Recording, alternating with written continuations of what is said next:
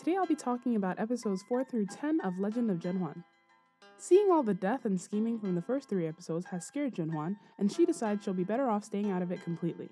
She enlists the help of Dr. Wen, a palace doctor. Dr. Wen is a friend from her village who actually asked her to marry him before her selection. She rejected him, but he is clearly still in love with her and willing to do whatever she needs to be safe and happy. He agrees to keep her sick so she can't be with the emperor. Mei Zhuang is the first of the trio selected for knightly services. I guess she did a good job because she quickly becomes a favorite and before long is promoted to noble lady.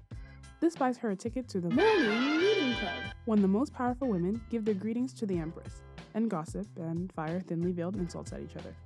General Niang Gengyao, Hua Fei's brother, is garnering power with back-to-back victories, and that translates to power for Hua Fei. When investigation reveals that Hua Fei was definitely lying about the dead maid, the emperor pretty much goes, well, what are you gonna do? After months of being sick, ZhenHuan's servants start to abandon her. She's left with a skeleton crew, but at least they're loyal. Mei Zhuang and Lingrong still visit often, but word inevitably gets out that she's unlikely to ever gain power, and people start to write her off. The servants in charge of distributing necessities start to cut things from her share, placing more importance on the better-loved consorts. The emperor hosts a banquet, and we meet his little brother, Guo Wang.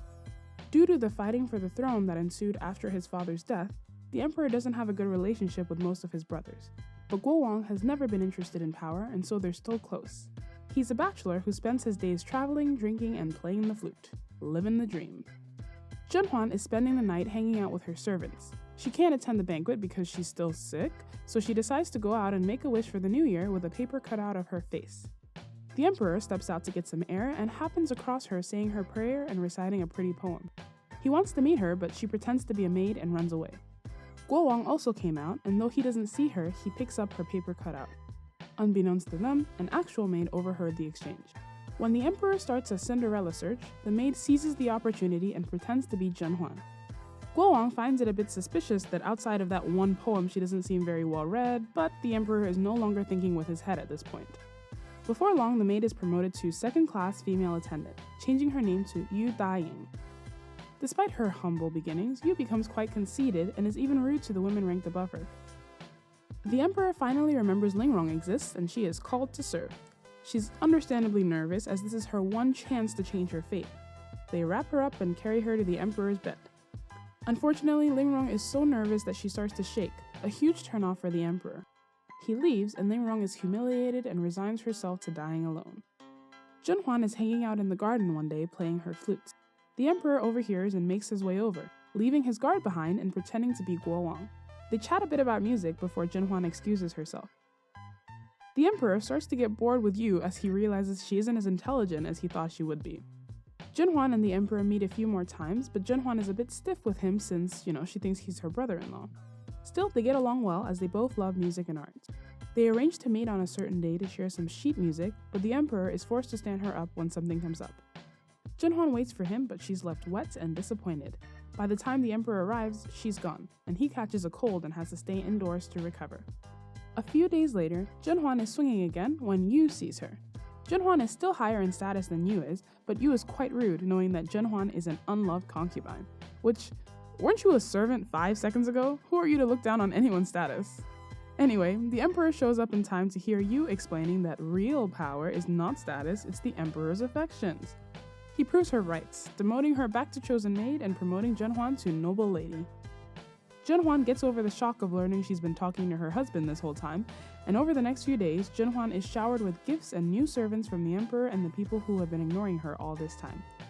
Dr. Wen helps ZhenHuan recover her health, and when she's healthy enough, it's sex time. She gets a nice flower petal bath and then they head for the bedroom. Not sure why ZhenHuan gets to walk while Lingrong got the sex burrito. In any case, it goes well enough that she gets to join Mei Zhuang at the morning meeting club with a bigger hairdo. I really wish that as ZhenHuan amassed power, her hair would grow accordingly, so that by the end she's just blocking out the sun. Anyway, Mei Zhuang and ZhenHuan have a heart-to-heart. Mei Zhuang admits she's jealous, but that's normal and they're still best friends. Lingrong, meanwhile, is starting to feel the divide growing between herself and the 2 girls she idolizes. Hua Fei finally begins her attack on our trio. She invites Mei Zhuang over to transcribe a book and then dims the lights to make it difficult. After a few hours, Hua Fei finally lets her go home, but before she can get too far, Huafei calls her maid back to pick up a gift, leaving her alone next to a pond. Someone pushes her into the water. We know it's Huafei's right-hand man thanks to his signature limp, but Mei Zhuang doesn't get a good look at him since, she's drowning. She's saved, but unconscious. In no time, Huafei shows up and she's very, very sad about her dear friend's unfortunate accident. I love this part because her eyes are just like, I dare you to say something. Luckily, the Emperor isn't a complete idiot. He orders that Huafei's palace guards be switched out with new ones since they did a cruddy job, and also removes some of Huafei's managerial duties so she can recover from her sadness over Mei Zhuang's accident. It's clear to everyone that Huafei put this whole thing together, so the Emperor uses this to punish her a bit, but still follows her home to spend the night. Huafei is not happy with the turn of events and tells one of her cronies to get in contact with Yu, the maid that was sent off for disrespecting ZhenHuan.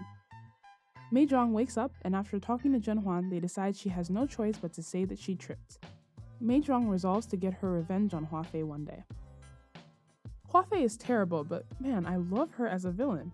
She understands the reality that she's fighting every day to not lose the Emperor's favor, and I honestly can't blame her for getting rid of anyone she considers a threat. The really nice thing about this drama is that we're seeing it from the innocent ZhenHuan's point of view, but the other women have already been there and done that. I mean, who's to say that Huafei didn't start out just as innocent as ZhenHuan, and who's to say that ZhenHuan won't become Huafei one day? Another relationship that's well planned out is the main trio. Mei Zhuang and ZhenHuan are very nice to Lingrong, but anyone who's been in a situation like that knows you can't help but want to be your own person. No one wants to live off the charity of their friends. I don't agree with a lot of Lingrong's actions going forward, but I can understand them. Going back a bit to Yu, she really cracks me up. I mean, all you had to do was stay quiet and you would have been set, but instead you had to go and put a target on your back. I can't fault a girl for getting excited with a taste of the good life, but there is no excuse for that kind of recklessness. Anyway, guess she paid for it. Finally, quick note about the Emperor. Now that I'm rewatching this drama, I find that I don't dislike him as much as I thought I did. Huafei is toxic, but you can't help who you're into. I mean, if I had a harem full of boring guys and one evil Wu Bin, would I let him get away with murder? Yes, I would. Till next time, thanks for watching.